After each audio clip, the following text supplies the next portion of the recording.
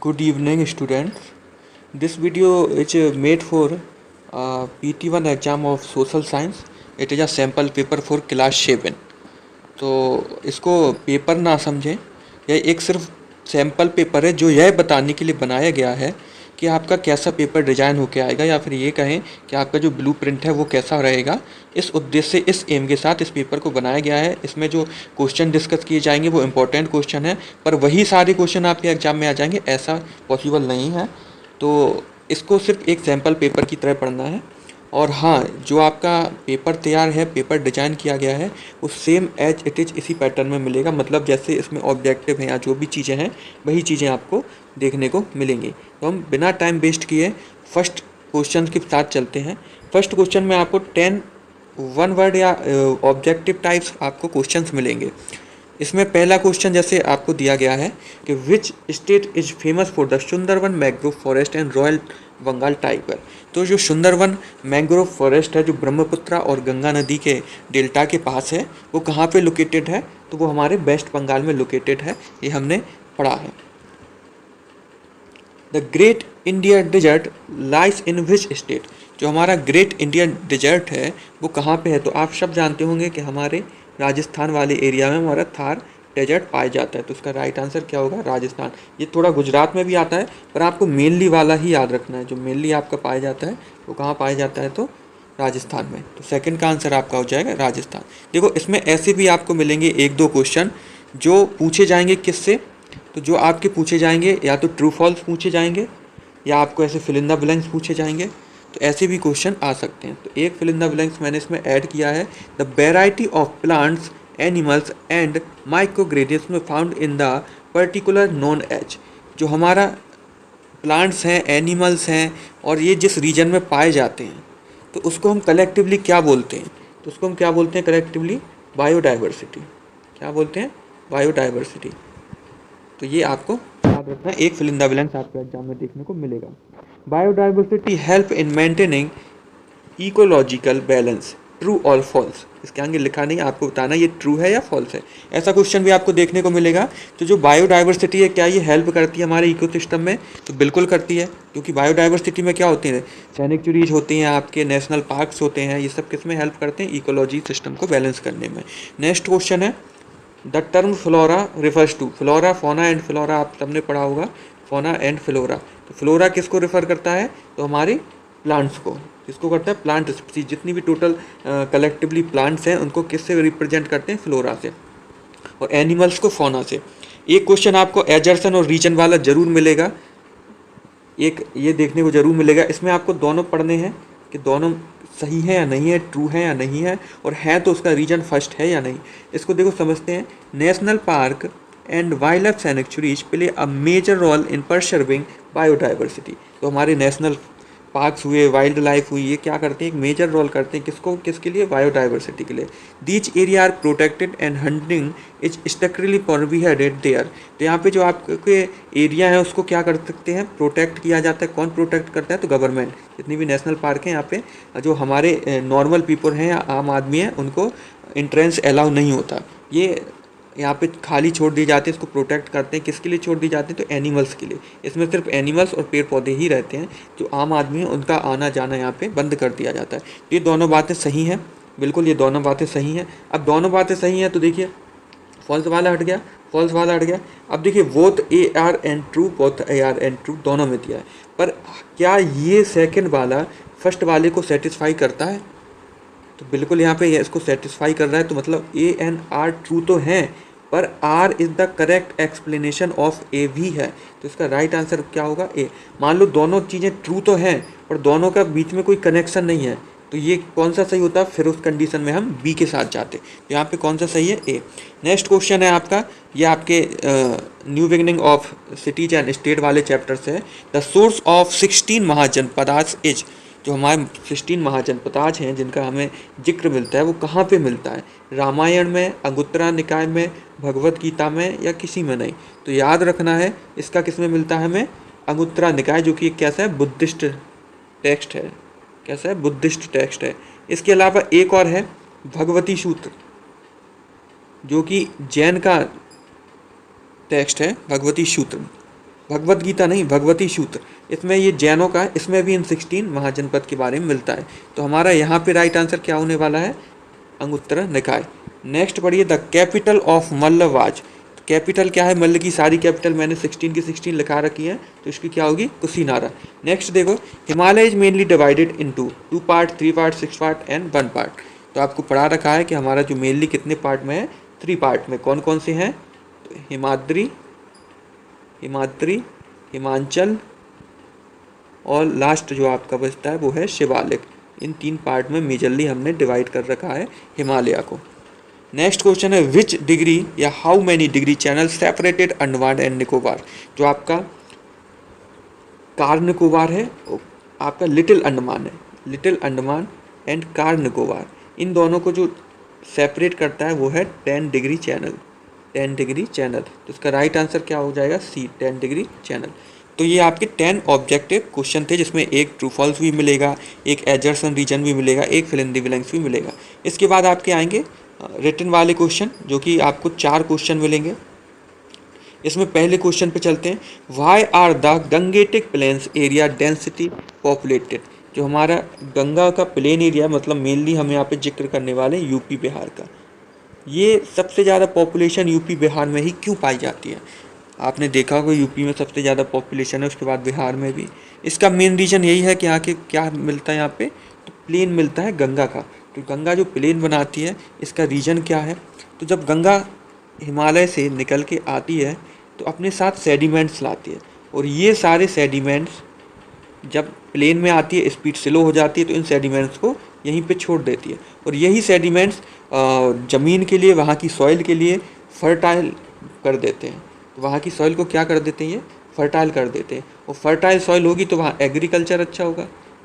और बेसिकली इंसान को चाहिए क्या, एग्रीकल्चर, क्योंकि मोस्टली किस पे डिपेंडेंट है, एग्रीकल्चर पे।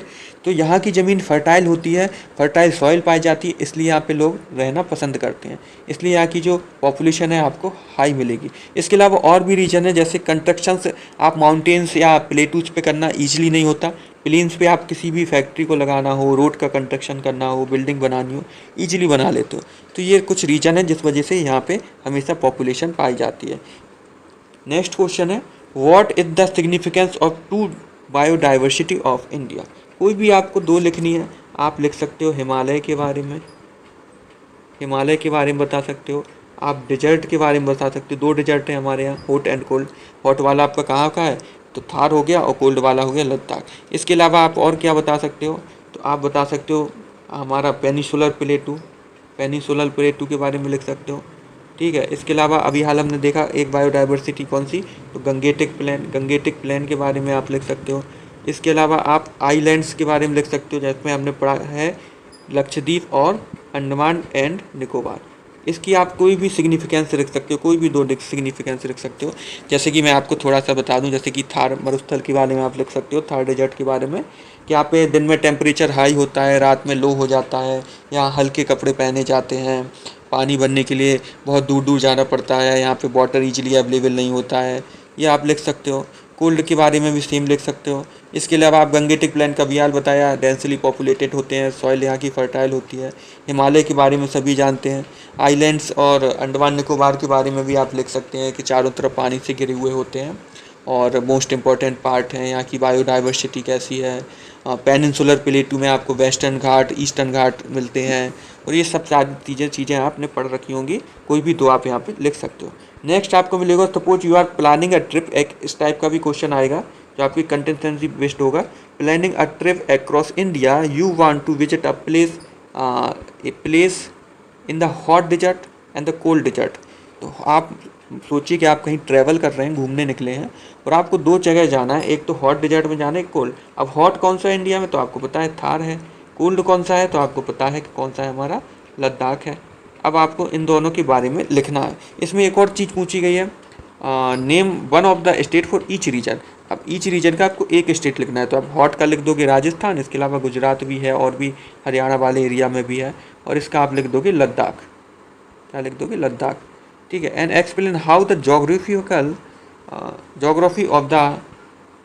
Of the each effect the lifestyle of people living there. तो आप जैसे थार के बारे में जानते हैं, यहाँ वाटर की लैक ऑफ वाटर है, वाटर की बहुत ज़्यादा कमी है। पानी जो फ्रेश वाटर है वो यहाँ पे नहीं है, पीने लायक नहीं है, यूज करने लायक नहीं है, दूर दूर तक भरने जाना पड़ता है। इसके अलावा यहाँ जो कल्चर है या जो कपड़े हैं वो हल्के पहने जाते हैं। इसके अलावा यहाँ दिन में बहुत ज़्यादा टेम्परेचर होता है, रात में बहुत ज़्यादा सर्दी आ जाती है अचानक, तो ये यहाँ के हैं। इसके अलावा आप जब लद्दाख में जाएंगे तो यहाँ दिन रात गर्मी रहती है, ये मोस्टली आइस या फिर ग्लेशियर से कवर रहते हैं। तो ये सब चीज़ें आप वहाँ पे लिख सकते हैं। नेक्स्ट क्वेश्चन आपको मिलेगा, write the name of the 4 powerful महाजनपदाश। जो आपके 4 पावरफुल महाजनपदाश हैं जो आपने पढ़ रखे हैं, 16 में से 4 हैं जो पावरफुल हैं, जो लास्ट तक सर्वाइव किए। वो कौन कौन से थे? तो मगध, आपका मगध था, मगध के अलावा आपका कौशल है, और इसके अलावा आपका अवंती है, और आपका लास्ट बढ़ता है वत्स। तो ये 4 हैं जो बहुत ज़्यादा पावरफुल थे। इन चारों का आप नाम याद रखेंगे, एक इम्पॉर्टेंट है ये। तो आपको सबसे पहले क्या मिलने वाला है? तो आपने देखा आपको 10 ऑब्जेक्टिव्स मिले जो एक एक नंबर के थे। उसके बाद आपको 4 आपको क्वेश्चन मिलेंगे करने के लिए। इसके बाद आपको मिलेगा एक और क्वेश्चन यहाँ पे रह जाता है, इसको भी देख लो। Write the significance of Andaman and Nicobar. तो अंडमान एंड निकोबार की आपको सिग्निफिकेंस बतानी है, और ये चीज़ भी आपने पढ़ रखी है। तो इसके बारे में जैसे हम बता सकते हैं कि अंडमान एंड निकोबार कितने पार्ट में डिवाइड है, और वहाँ की बायोडाइवर्सिटी कैसी है ना, देयर लोकेशंस, और सीच के किनारे पाया जाता है, साउथ ईस्ट एशिया, ये सब आप बता सकते हो। और इसको मैं इसमें 1-2 आपको बता भी देता हूँ एक्स्ट्रा। टूरिज्म के लिए कैसा, ये भी आप लिख सकते हो। हिस्टोरिक प्लेस है, पोर्ट ब्लेयर यहाँ की कैपिटल है।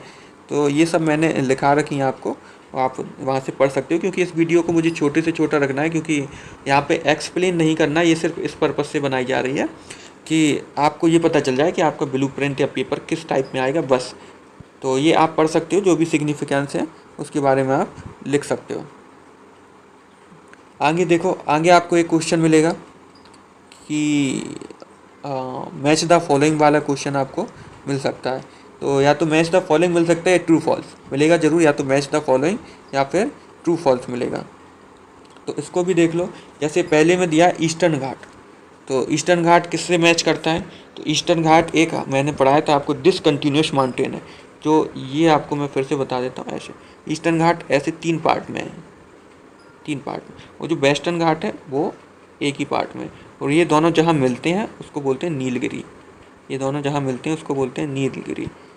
तो जो आपका ईस्टर्न घाट है वो कैसा हुआ? तो आपका हुआ ईस्टर्न घाट आपका डिसकंटिन्यूस। और नदर्न प्लेन कैसे हैं? अभी हाल हमने देखा कि यहाँ पे क्या होती है, फर्टाइल सॉइल होती है।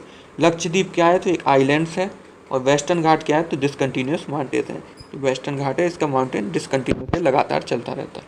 इसके बाद आपको एक और जो चीज़ मिलेगी वो है read the following passage and answer the following question. ये मैंने पैसेज ऐड नहीं किया क्योंकि टाइम बहुत ज़्यादा लग जाता है उसमें, हमारे पास टाइम की थोड़ी कमी है, तो इसको ऐड नहीं किया। पैसेज जो आएगा, पैसेज के बाद आपसे 4 क्वेश्चन पूछे जाएंगे, उस 4 क्वेश्चन के आपको आंसर पैसेज में से ही ढूंढ के देने होंगे। वो अनसीन पैसेज होता है, आपके 1st या 4th चैप्टर की थ्योरी में से ही आएगा। और जो लास्ट बचता है वो है सबसे मेन, जो है मैपिंग।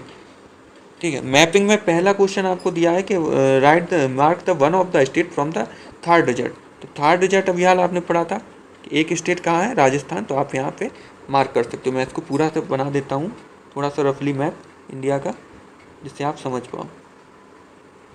ये अच्छा तो नहीं बनेगा पर बना देता हूँ जिससे इतना आप समझ सको कि। तो थर्ड डिजिट आपका यहाँ है राजस्थान में। सेकंड चीज़ पूछी कि mark the western Ghat mountain. तो अभी हाल हमने आपको बताया कि यहाँ से कहाँ से, गुजरात से स्टार्ट होता है ये और केरला तक आपका चलता है। गुजरात से स्टार्ट होता है और केरला तक जाता है। तो आप इसको मार्क कर सकते हो, गुजरात हुआ, महाराष्ट्र हुआ, गोवा हुआ, कर्नाटका हुआ, ये सब इसी का पार्ट रहेंगे और ये केरला तक जाएगा। यहाँ पे ईस्टर्न होता है 3 टुकड़ों में, नीलगिरी पे दोनों मिलते हैं। इसके अलावा आपसे हो सकता है अंडमान निकोबार पूछ लिया जाए, तो यहाँ पे है, लक्षद्वीप यहाँ पे है। और ये कहाँ से चालू है? तो यहाँ पे आपके उड़ीसा, वेस्ट बंगाल से चालू होता है, कहाँ तक जाता है? तो तमिलनाडु तक जाता है। इसके अलावा लद्दाख यहाँ है, जहाँ आपका कोल्ड डेजर्ट है वो यहाँ है। इसके अलावा जो गंगेटिक प्लेन है वो आपको पता है इस एरिया में पड़ते हैं। और आपसे पूछा जा सकता है सुंदरबन डेल्टा, तो वो आपका वेस्ट बंगाल वाले एरिया में पड़ता है। हिमालय यहाँ पे पड़ता है। ये सब कुछ लोकेशंस हैं जो आपकी चैप्टर 1 में दी गई हैं, पढ़ाई गई हैं, वही आपसे पूछी जाएंगी। इसलिए मैप के लिए आप चैप्टर 1 को अच्छे से पढ़ लें। चैप्टर 1 में जितने भी मार्क कराए गए हैं मैप, वही आपको क्वेश्चन में पूछे जाएंगे। ठीक है, तो ये एक सैम्पल पेपर था, कम से कम वीडियो में इसको रखना था जिससे आप थोड़ा सा देख पाएँ। और इसी से मिलते जुलते क्वेश्चन आपको देखने मिलेंगे।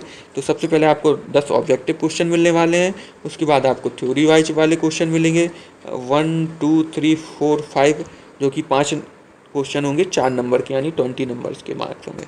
इसके अलावा फिर आपको एक फॉलोइंग मैच द फॉलोइंग मिलेगा जो कि 4 नंबर का होगा।